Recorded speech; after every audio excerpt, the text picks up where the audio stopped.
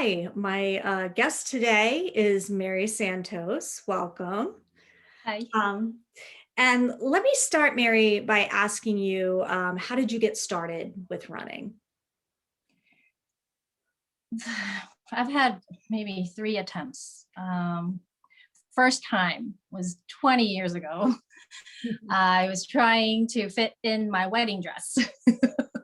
It was my dress fitting, and I don't know, somehow I put on some weight.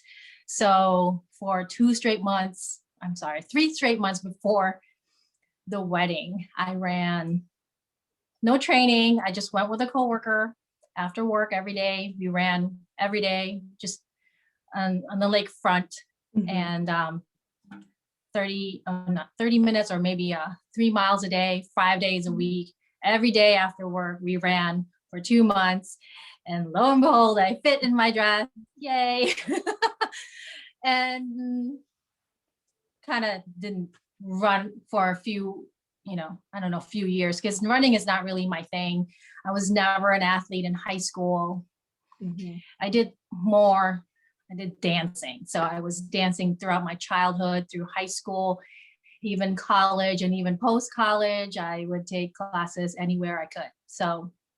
Um, so the running thing, I've heard, if you run, you burn a lot of calories, and you know, you set this goal and you get it done, and that's great. So when I fit in my dress, I stopped running. So it was just more like a short goal. Yep. And then years later, my older daughter, she joined Girls on the Run at Okay. school. So maybe this is another, like, I don't know, she was about 9. So about 10 years later, she told me maybe a month before, I'm like, oh, by the way, I put you down as my running partner. And I said, what? So did a crash training, did a few, after school training with the girls. And then, I mean, I don't know, 10 years made a whole lot of difference. And it was harder for me to Yeah. run. So I did do the couch to 5K, but it was a shortened uh, plan, because I had to try to get back into shape, in a short amount of time. So we did that. That was a lot of fun, and I didn't run again. um, I like to go to the gym and take classes. So I would go Zumba. That's kind of my thing. I like taking step class and Zumba. I would go to the gym and take these group classes. And I never wanted to get on the treadmill or the track, or no, running was not a thing that I thought was enjoyable to me. Yeah. It was just, I didn't really enjoy it. But then, fast forward again, um, a few years later, after Girls on the Run, I was going through a hard time with my life, and I was served divorce papers at work. So it was very difficult. And I left work, I went home, I was very frustrated. I didn't know what else to do with myself. And all of a sudden, I'm like, I'm just going to go out for a run, put on my running shoes, went out, ran. And I came back, I felt so good. I was like, wow, that was amazing. No, wasn't thinking of anything. I just went out there and ran. And went back, you know, um, went back to the gym. I saw a friend, and she was like, what, you ran? And she convinced me to sign up for our first 5K. And that's really when it all started. Mhm. So signing up for races helps keep me accountable. And then then I can't just sign up for races and just show up to the race. I actually have to start training for it. So I trained for my first 5K that year, and then the rest was history. After that, my girlfriend was like, let's run a marathon. And I said, no way. Are you crazy? So the following year, I enjoyed running, and, I met a lot of people. You just meet so many people. And my first race was the hot chocolate race. And I was just, I don't want to say overwhelmed, but I was so surprised at how big an event it was, and so many people out there, and everybody, like the vibe that you got from everyone, it was great. I enjoyed it. It was, I was like, wow, I was hooked. And so the following year, I didn't sign up for, or I didn't try to do a marathon, but I did work my way up to it. So the following year, I decided to do, okay, let's do a 5K, and then a 10K, and then I did a 15K, and then I did a 10 miler. Like, I was just working my way up. And I knew by the end of that year, I wanted to do my first half marathon, and I did. And then when I did my first half marathon, I'm like, maybe I can do a marathon, but I'm not sure. I'm not ready to commit to that thought yet. So I'm not one of those people who just sign up for a marathon and train for it. I have to I want to be able to wrap my brain around that many miles. So my second year of running, I decided to set a different goal. I'm like, I'm going to sign up for a number of half marathons. So I decided to set 6. So my goal was to do 6 half marathons that year, and I did it. And after that, that's when I'm like, okay, maybe I'm ready to do a marathon. And I put my name in the lottery, and I got picked. And it was my first marathon. And I was like, this is great. This is my bucket list. I want to do my first marathon when I turn 40. And I did it. And then the rest was history. I just kept I ended up doing a marathon every year until COVID happened. Yeah. So, like every year I would sign up for one. I don't know, somehow I got lucky, and I would just get picked for Chicago. I've done Chicago 3 times. I was supposed to do it last year, but everything got canceled. I guess the one year I didn't do Chicago, I did Dopey that year. So I still did a marathon that year. But yeah, basically ever since I turned 40, I've been doing a marathon, except of course last year, everything got canceled. And what you mentioned, the Dopey marathon at Disney, have you done other marathons besides that in Chicago? No, I've only done Chicago. I have put my name in New York lottery, and every year I got rejected. And finally I got in 2020. Oh no. I know. That was my A race. Like, I wanted to do that. I've been wanting to do New York since I did Chicago. Yeah. I know it's a tougher course, it's hilly, but I wanted to do it. And so I pushed it out. So hopefully it'll happen. Not this year. I actually pushed it out to next year. I ended up canceling Chicago because I have done Chicago, and this year I wanted to just focus on my half Ironman if it's going to happen. Oh, nice. Okay. So yeah. And then New York hopefully will happen in 2022. So that is what I'm looking forward to. I'll keep my fingers crossed for you, because that would Hopefully. be amazing. So when you do run a race, do you have a special night before the race routine that you like to follow? Well, a lot of it depends on the race. Mm-hmm. I'm not trying to minimize, the distance, but it does play a big role, a part, in your preparation. Yeah, absolutely. If it's a 5K or an 8K, I'm not as strict. I don't need to carb load or anything. I eat enough carbs as it is. I never did keto. I know a lot of my friends do intermittent fasting and keto and eat healthy. I'm not one of those people, and I'm not proud of it. I know I'm older and I should be better at eating healthier, but I do like my sweets, and I like my coffee, and I like my carbs.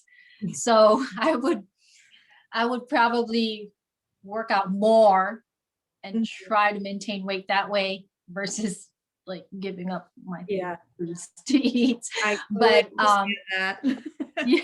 So like if it's a shorter distance, not really too much emphasis on like preparation, except that maybe just get a decent amount of sleep the night before and wake up in a crack of dawn because it's always so early, these races. Whether it's a 5K or a marathon, you have to wake up at 5 or in the morning or sometimes 4 in the morning, depends on where it is. But the longer the distance, let's say it's a half marathon or a full Mhm. marathon, I try to stay off my feet Yep. as much as possible the day before. Mhm. And I'd like to start like winding down for the evening and get a solid 6 hours. Because you tell yourself, I'm going to get 8 hours of sleep. It doesn't ever work that way. You lay in No. bed and you're like, oh my God, what am I forgetting? This and that. you know, um, for that, I do prep everything the night before. I do a flat runner. Everybody Yep. take a picture of it. You post it on your Instagram. I do that. It's also a way for me to prepare for the race. I mean, you're setting everything up. You're looking at everything like from top to bottom. Do you have everything, even like socks and underwear, Mhm. your layers, depending on the temperature, like, do you need throwaway clothes or whatever? And then your nutrition, like what are you fueling for that race? Right. Whether it's your water bottle or your drink or your special, you know, I don't know, whatever fuel that you Yeah. like to eat. So I do set that up and make sure that I have everything prepared and that what I'm eating the next day is that I have it, that I'm not scrambling in the morning and like Right. trying to, what I need to eat before a race. So yeah, I do that and make sure that I have everything set up, the night Yep. before the race. Yeah. And when you're training for races, are you more of a solo runner or do you like to run with other people or a mixture of both? I like to say both. It Mhm. all depends on scheduling too. And Right. usually for the larger, not necessarily larger, for like a marathon or a half marathon, um, you we normally sign up with a group of friends. And so there's several of us running the same race. I mean, my first half marathon, I was the only one that did that, and I trained on my Mhm. own. And my first half Ironman, I was the only one signed up for that, and I trained on my own. But Right. like these half marathons and marathons, you have other people who are doing the race with you, Yeah. and you know, training for a marathon, even a half marathon, it's not a joke. You have to follow the training plan so that you are prepared for the race day. And usually the weekday runs, I do that on my own because it's harder to meet up with people during the work week. So whether it's running in, it really all depends on your day. Like if I Mhm. have stuff to do in the afternoon, I have to wake up in the morning and do my run in the morning. Right. I've recently signed up for not recently, I've signed up for the gym at my work so that at lunchtime I would squeeze in a quick run when I need to, if I can't do it in the afternoon or after work. So it's just a lot of the shorter runs during the week. I did it mostly by myself. I mean, sometimes I'd meet with people after work and we'd run at Harper or something, Yeah. or Bussy or something like that. But usually when I run with others, it's usually the long runs, and Yeah. it's you know usually at Bussy Woods we would meet up there Sunday morning or Mhm. whenever people are available, and we do our long runs together. Yeah. So the long runs are supposed to be easy pace and you're supposed to be able to hold a conversation. So Mhm. we didn't really before we start the run, we kind of say, okay, what's your pace? What are we You kind of have to gauge yourself that way. And sometimes a couple of, depending on how many people are running with you, sometimes they break into groups, the faster ones and the slower ones, kind of fall in together. But Yeah. we all do the same run at Bussy, and it makes it more enjoyable when you're there with friends, Yeah. you know. And that's a Yeah. good point that you made about when you're doing these long runs, you should be able to have a conversation. You're not Right. running all out, and just Right. being with other people is a good way to kind of check yourself, um, Right. and make sure that you're not overdoing it. Right. I've run with so many different people. Um, there was one who's a physical therapist, and she brought her friend along with her. And my girlfriend and I would be running, and they would be behind us, and Mhm. they'd start assessing our gait and our form and this and that. Maybe try this, try looking up at that tallest tree over there too, so that you're taller. Like, I mean, these are the type of things I would never think of, Right, and that only someone from the outside, I guess, can give right. you that feedback if they watch you. So yeah, I definitely welcome any type of feedback that would improve my form or my Yeah, running. And so I try to be alert. I try to be aware of yeah, my posture and my form when I'm running. And I always think about that. My girlfriend telling me, like, giving me my correction. yeah. So yeah, it's fun. And then a lot of times you goof around too and Mhm. take pictures, something, anything to keep it, more fun, and Right, it's not have it feel like more of a chore, like, oh, I have to run 18 miles right. Yeah. today. So yeah. That's, um, so once, we have some light at the end of the tunnel with people starting to get vaccinated against COVID. So hopefully we'll get back to normal in the race world. Is there, you mentioned New York, but are there other races that you're really looking forward to getting back to? Well, so 2020, well, we signed up for a couple of virtual runs, and Mhm. we just ran them on our own, a couple of 10Ks just to keep us going. But this year I have that Michigan half Ironman. It used to be Okay. Traverse City, but I guess they had to relocate it to a different area in Michigan. So I mean, we recently booked our Airbnb, and hopefully it'll happen. So I am looking forward to that one. And there's a lot of us that signed up for it, Mhm. and we kind of started doing base pre-base training, I guess base training now. Okay. Just trying to swim at least once a week. I'm trying to get back into that. I go to cycle class. I've been doing that just to prepare. And the running, I will eventually throw that in the mix. So that is a half marathon that I have to train for. Um, so I think training for that starts in May this year. But Okay. um, New York is really it, like what I'm Yeah. looking forward to, and I would love to do world majors. Yeah. That is, I know it's very, very difficult to get in, and I know that I will never get into Boston because I'm not fast enough. So I'd have to do a charity for that. I've Mhm. accepted that, but that is something that I would just love to do. But Yeah. at least I know I have Chicago and New Yep. York, and I would love to travel the world and run marathons. That's something that I would like to do. Yeah. Yeah. It's a what a fun way to experience a different country and a different culture, but to participate in a race like that. Absolutely. I've only done like half when I decided to do 6 half marathons in a year. I did travel, I did the rock and roll half in Las Vegas. That was so Mhm. much fun running the strip at night Oh, and neat. all. Like they shut down like the major streets, and you're running in the streets of Las Vegas. It was amazing. It was amazing. Mhm. It was so great. I went to North Carolina.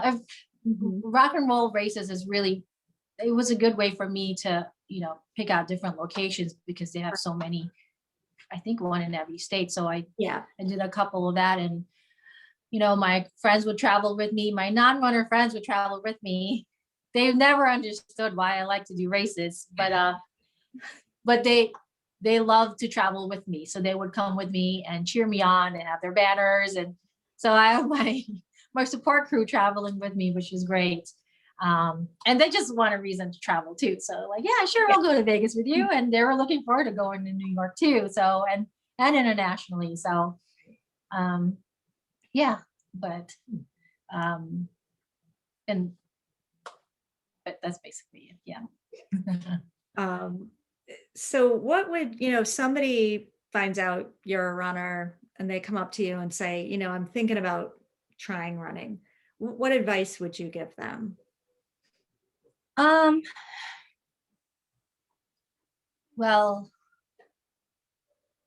I think maybe once they decided they want to take up running, not to put so much pressure on themselves and set these crazy expectations. Running is hard. It's you got to really want to do it. That's the only way to really, I mean, I guess it depends on what you want to accomplish from running. I have friends who just they never sign up for races. They'll just lace up their shoes and go out and run, and that's it. They don't post it. They don't talk about it. They just run, and that's their thing. Others like myself like to sign up for races and set goals and and meet them. And there's two kinds of I guess different kinds of runners. But if you do decide to run, you need proper shoes. So it'll make the difference in your experience. If you go out there with just regular gym shoes and you're not really getting the support that you need, and the longer that you're running, the more support that you need. You really need appropriate shoes. Even if you're just running, a 5K every day, you still need appropriate shoes. So I suggest going to, a running store and get evaluated to see. I know it sounds crazy, but people do it. You go and get assessed on how you're running, because it depends on how you're landing. Do you pronate? Do you you have to figure out what's the appropriate shoes for you so that you're able to run and that you avoid injuries in the long run. Yep. So, but yeah, get right shoes and just go out there and run. I guess there are different, I would ask them, like, what is your goal? Do you want this for fitness, or do you want to sign up for races? Because if the longer the distance that you want to run, you need to properly train for that. Right. So there are different training plans. You can get them on the internet for free, depending on the race or the distance that you want to do. And then basically, we're not in our 20s anymore, where you can just go out and run and be okay with it. You really need to get on the plan and follow it, so that you're able to meet your goal, and complete and do your race and have fun. So, yeah. Great. Well, thank you so much for spending some time with me and sharing your running story. Keep me posted on New York, because I will be rooting for you. Hopefully. And have a great day. Thank you. You too.